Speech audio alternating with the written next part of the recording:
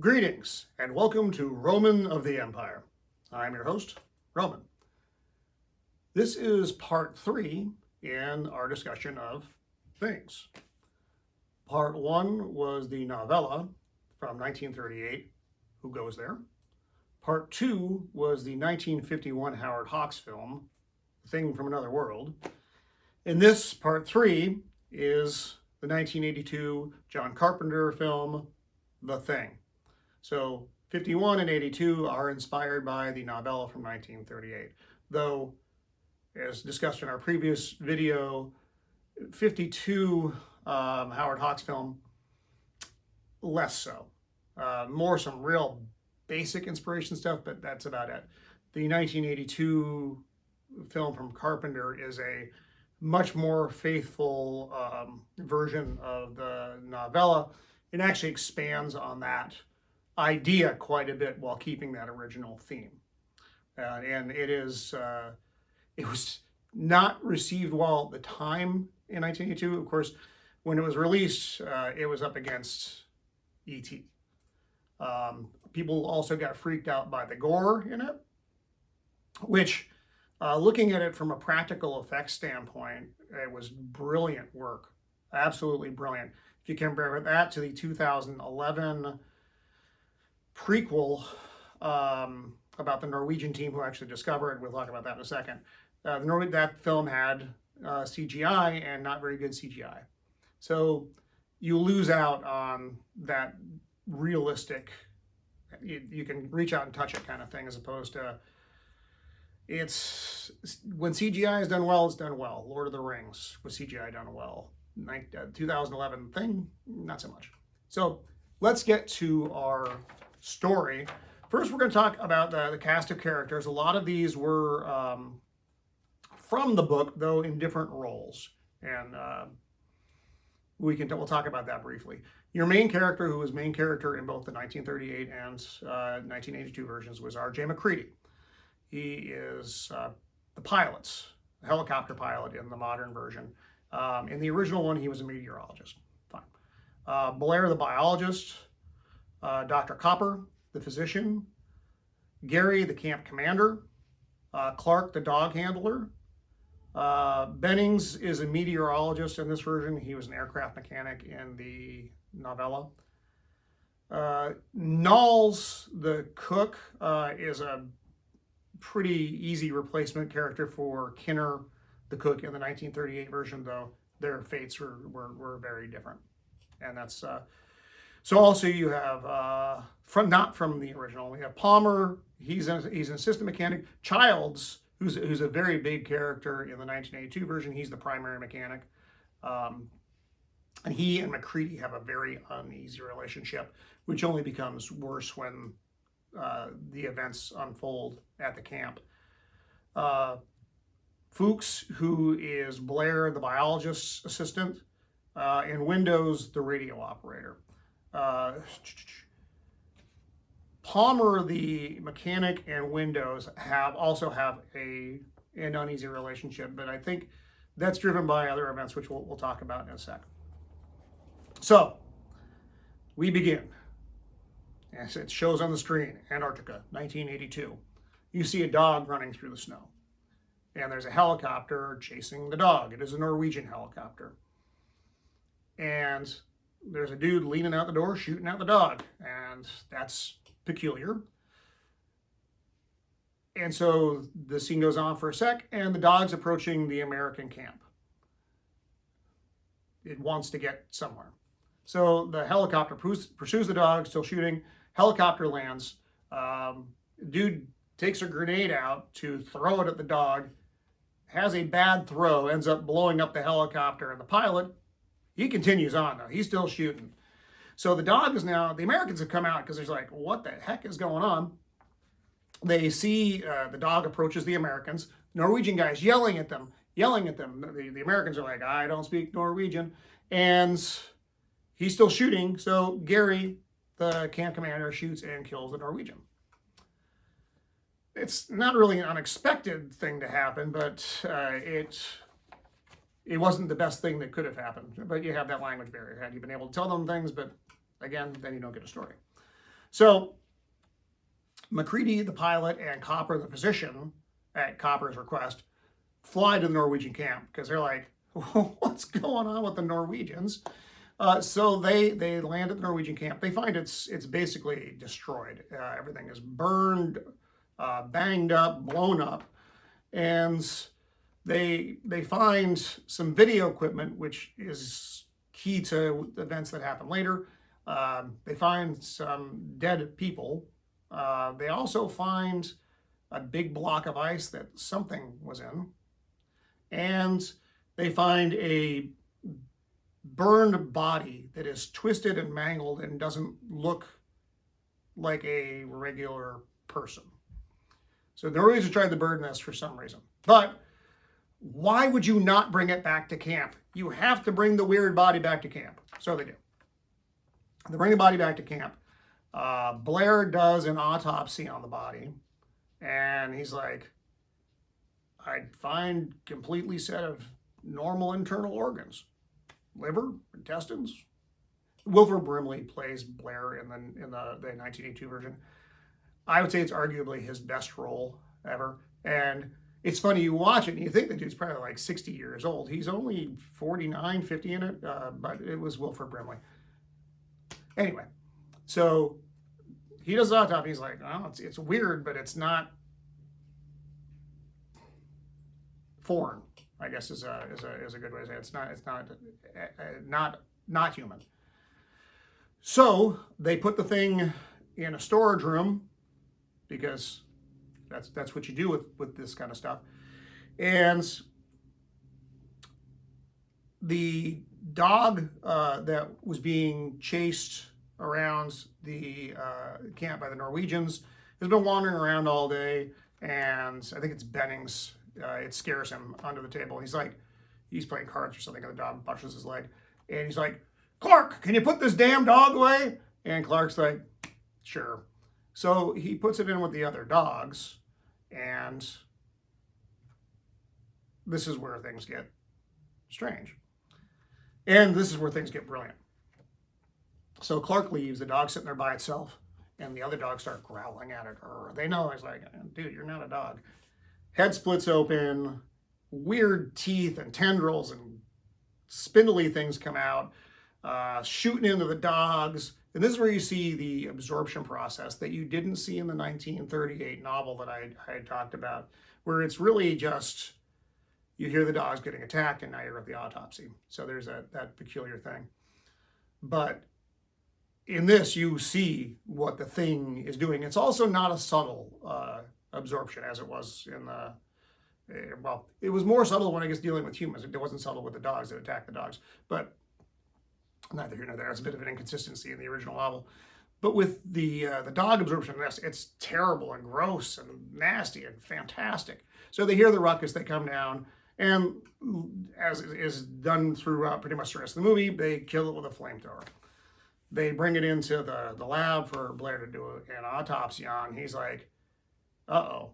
And this is where he gets the foundation of his idea, because he's cutting up, he's like, this isn't dog, this is imitation. And there's others like, what's that? I don't even know what that is. Not dog. And so they, using the video equipment that they find at the site, Macready and Norris, who's a geologist, and Palmer go out to the video. Oh, we need to discuss the video. We didn't discuss the video.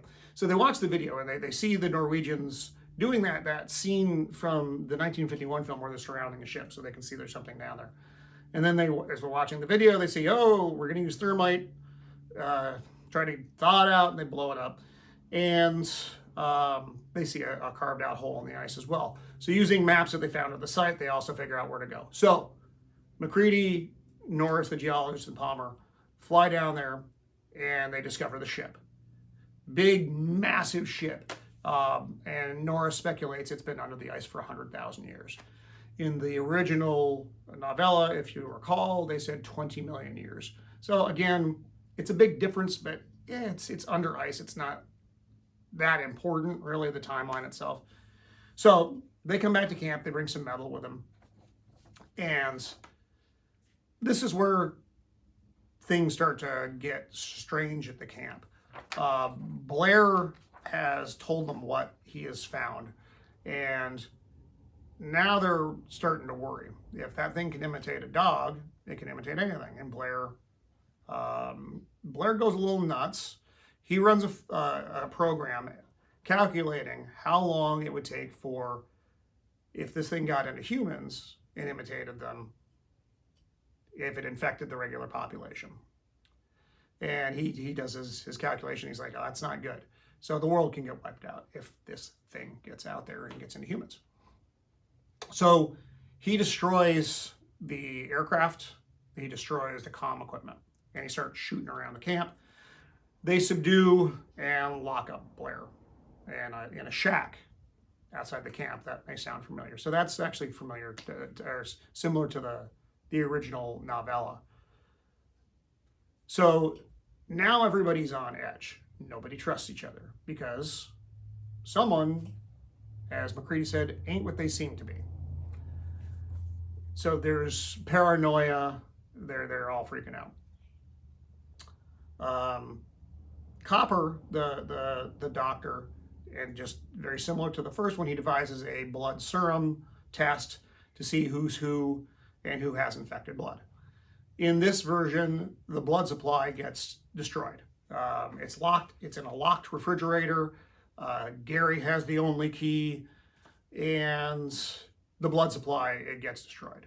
And now Copper's pointing fingers at Gary, Gary's pointing fingers at Copper, and everybody's generally freaked out. So nobody trusts each other. They want to secure the camp at this point. And Norris has a heart attack while they're doing this. And as Dr. Copper is trying to bring him back with the paddles, he zaps him once, doesn't work, goes in again, chest opens up, teeth, tendrils, nasty, horrible things are coming out. It's fantastic.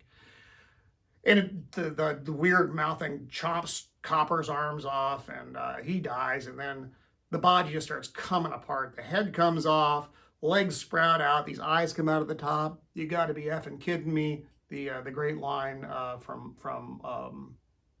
Palmer. And so the body separates at this point. It's on its own. They're individual things. And they blow it all away with blowtorches. So that happens. The body in the storeroom, Benning's in there, and it tries to absorb him. Well, starts to absorb him. Windows walks in. He's like, oh crap. Goes to get everybody. The thing runs out into the storm. It looks like Benning's most of the way. He's wearing a jacket. He's got his normal head and everything. He's got these big creepy claws. It falls down in the snow. It's kneeling there, and everybody's surrounded it. And it lets out this horrible scream. And then they set it on fire. Fuchs, who was Blair's assistant, is trying to devise another test. They end up finding his body burned out in the snow. He has burned himself because a thing tried to get him, is what's speculated. It makes sense. So they go out to check on Blair in his shack. He's just sitting out there. I'm all better now. If something was wrong with me, it's all done. I'll come back in. I'll be okay. McCready's like, yeah, just hang out here for a little while, old feller. So they leave Blair out in the shack. As they're coming back, McCready sees that the light is on in his where he lives, his little shack. And he's like, I turned the light off before I left. So he's with Knowles. He's like, come with me, let's go up there. And Knowles ends up coming back to the main camp by himself, or the main building by himself. And they're like, what happened to McCready? It's like, well, we were rummaging around up there. I found that these ripped clothes. He's one of them because they speculated when it bursts through you, the thing, it rips your clothes because now it's transformed. So he finds his ripped up clothes in McCready's furnace. And so they're still trying to board things up. All this stuff's going on. And you see the door handle start to move. McCready's come back. He's trying to get in. They don't let him in. So they hear glass break. He's now in the storeroom. They open the door. He's holding a brick of dynamite. And he's like, you bastards. And he gets everybody to go into the rec room. Now he's got a blowtorch, because that's how this works. He's devised, from the original novel, the test. He's like, when Norris's body came apart, they gave me the idea. These things are on their own. They're individual parts of a thing. When a man bleeds, it's just tissue. When you things bleeds, it's its own creature. It's going to want to defend itself. So he's got everybody he doesn't trust tied up on a couch. And so he's doing the blood test. Heat up the wire, put it in the blood. If it's nothing, it just fizzles out. If it's a thing, it's like, I'm a thing. So we get down to, everybody thinks Gary is a thing, and then so they do Gary's blood test, and it's not. Then they get down to Windows,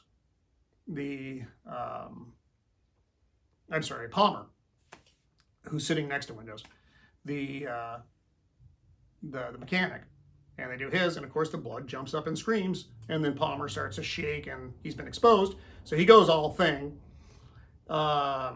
He kills Windows, chomps on him with his weird alien head. They cook those guys, and now you're left with a pretty small group. Who do we have? We have MacReady, Childs, Gary, and Knowles. That's who's left after they've killed the creatures in the camp. And remember, Blair is out in the shed. So the camp's on fire. They go out to check on Blair again. Childs stays back just in case Blair makes a run for it. They want to see what's going on. They discover that Blair has tunneled under his shack, and surprise, he's building a ship. Well, that's not good. So if you leave a guy alone in a shack for several days, as we saw in the 1938 version, and he's an alien, he's going to try to figure out a way to get out of things. So he's building a ship. So they're like, not so much. So they get some explosives, they rig it all up, they're going to go and just blow up the camp. This is endgame. They know they're not going to make it out. But the important thing is that the thing doesn't make it out either. It can't make it back to civilization. So they're rigging the explosives up. They're down under the camp. What was Blair takes out Gary in a really dreadful fashion. Knowles gets kind of killed off camera. You don't really see that. And then it's just MacReady going, hey, Knowles. He's like, hell. So floorboards explode, and then you have the big, nasty version of the thing. It's had some time. It's big. It's creepy. It's horrible. It's also, that effect is probably the worst in the movie, is that one bit. It's really the only complaint I have. So it's roaring and flailing. MacReady says something clever, lights some dynamite, throws it, runs out of there, and boom. All the explosives in the room, everything blows up. So we fast forward just a little bit. Childs is walking around out there still. He comes across MacReady in a destroyed building, sitting there drinking his whiskey that he had at the beginning of the film. And they have a brief conversation. They both acknowledge, how do I know you're not one of those? And Childs asks, well, what do we do now? To which MacReady replies, wait here a little while, see what happens.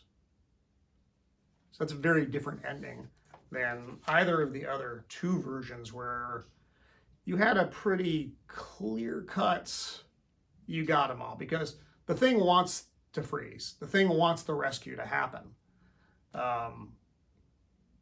But the human certainly does not. Neither one of them knows what. It leaves that ambiguity and makes you think about that movie a long time after that movie is done. This movie is shot very, very well. it gives you the confined, cramped, claustrophobic feel of an isolated camp. The limited cast in this is also really good. Again, an all-male cast in a very small setting, with paranoia and the unknown and terror and personalities that don't really get along in the first place is a powder keg. And they play off all of that very well. I don't really get the metaphor vibe from this. The Cold War was still going on at this point, so we do know that.